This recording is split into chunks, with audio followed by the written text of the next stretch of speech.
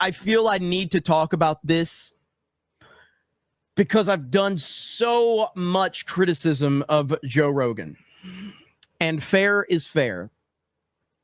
I believe everything Joe Rogan says in this clip, and I understand that there was a path for him to get to this place. I hope my video doesn't get blocked for playing this, so I'm probably going to have to pause all through. It's only 2 minutes and 45 seconds long, but let's listen to what Joe Rogan has to say. The quote about Trump, or the narrative about Trump, has always been that he's bullshitting everybody, that he's a con man. He's definitely very persuasive. You know, Scott Adams has wrote about this pretty much in depth, about how well Trump practices the art of persuasion. You know, the art of the deal. He's great at making people his friend and making relationships. And if you're his enemy, fuck you, scorched earth. You know, it's like this. And there's fear of that. You don't want to get on his bad side. And you don't want to get on his bad side, which is exactly what that's the mindset that people should have with Donald Trump. You shouldn't want to get on his bad side. He's an alpha. He's a leader. That's how leaders are. That's how alphas are. Alpha males build and are successful. Michael Jordan, greatest basketball player of all time.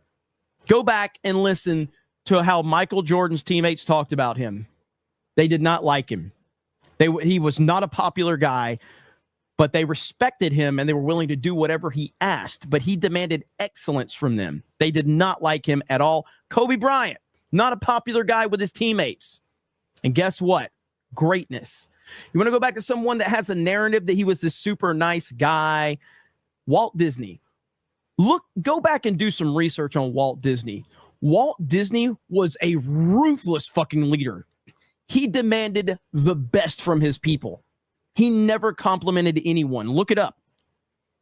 And of course, Walt Disney's one of the most historically significant people ever. But I know there's this narrative because it's Disney. People think he was this sweet, wholesome guy. He was on TV and he was to kids, but like people that worked for him, dude was brutal. And they often said, like, he never complimented us. He just demanded more and demanded better. That's what great leaders do. There's all this, like, there's this art of like how he negotiates, and it's gone through this years and years and years of business. But that's him. That's the guy's right there. You could talk to him about everything and anything. He's right there. He's not protecting any of his ideas. He called a girl he allegedly slept with horseface when he was the president on Twitter.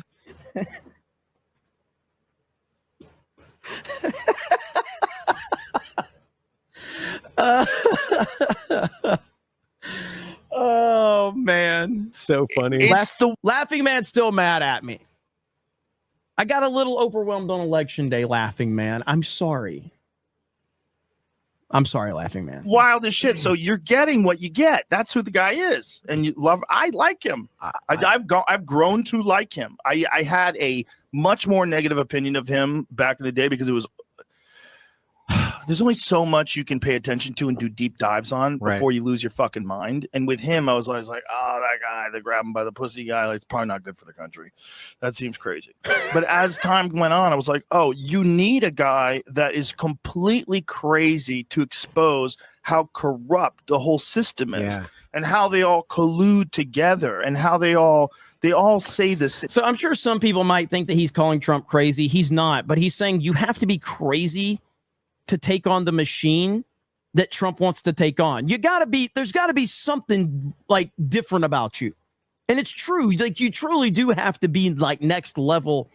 You've got to have something operating on a different level if you want to take on the most corrupt machine in the world. And that's what Trump wants to do.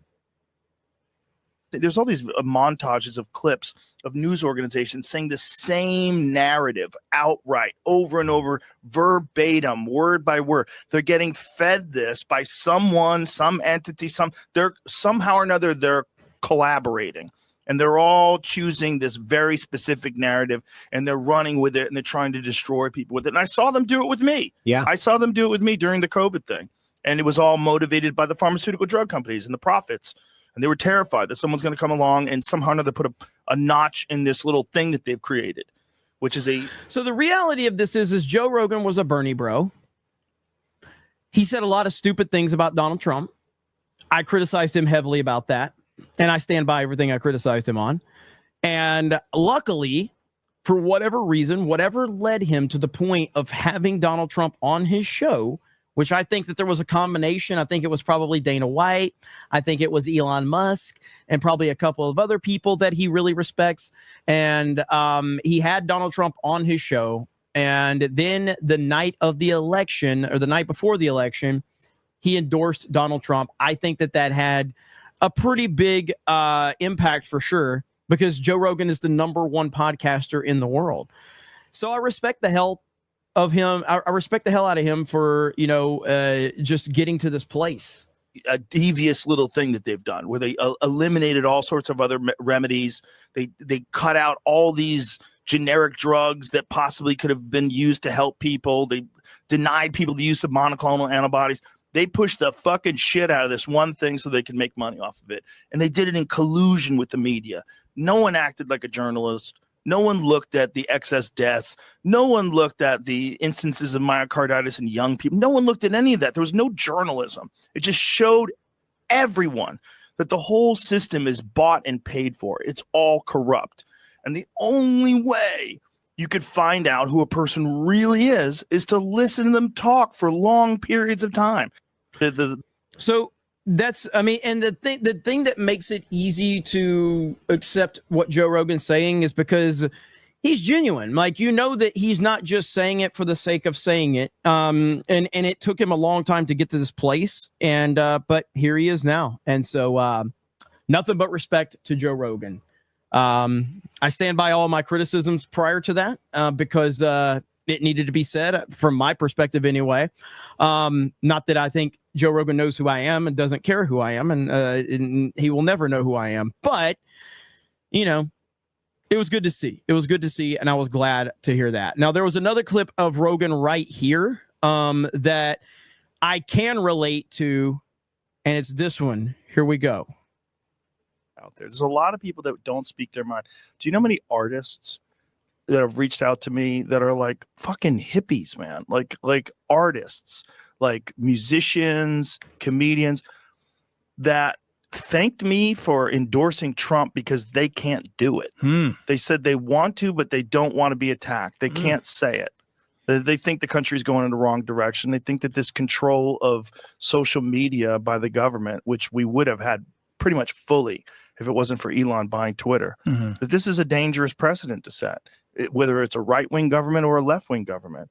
And that what you see that's happening in the UK where people are being imprisoned for tweets and Facebook posts. Yeah, in the UK is the part that's mind-bending about it. Mind-bending. The whole thing is nuts. And I can relate to that because I hear from people all the time that aren't necessarily like they're not political, but they're in the kind of the entertainment world of like whether it's YouTubing or podcasting or whatever.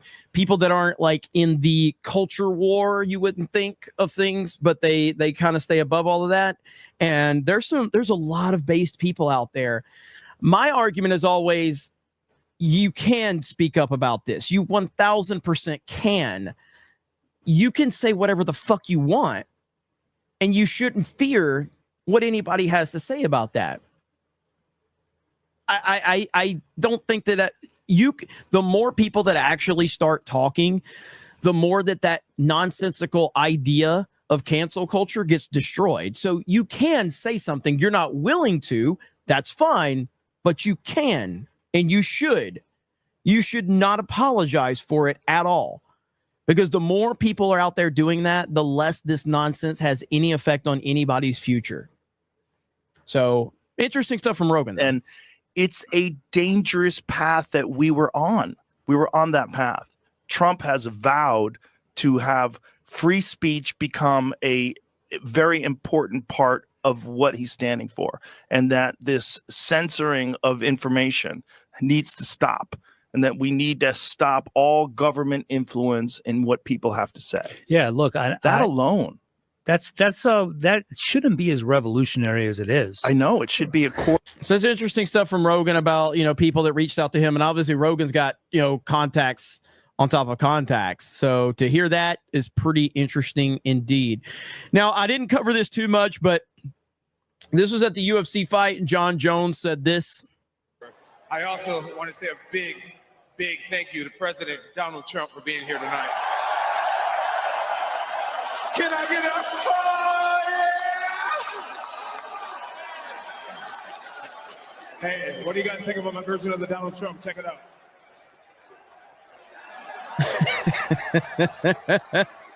USA! USA! Let's go!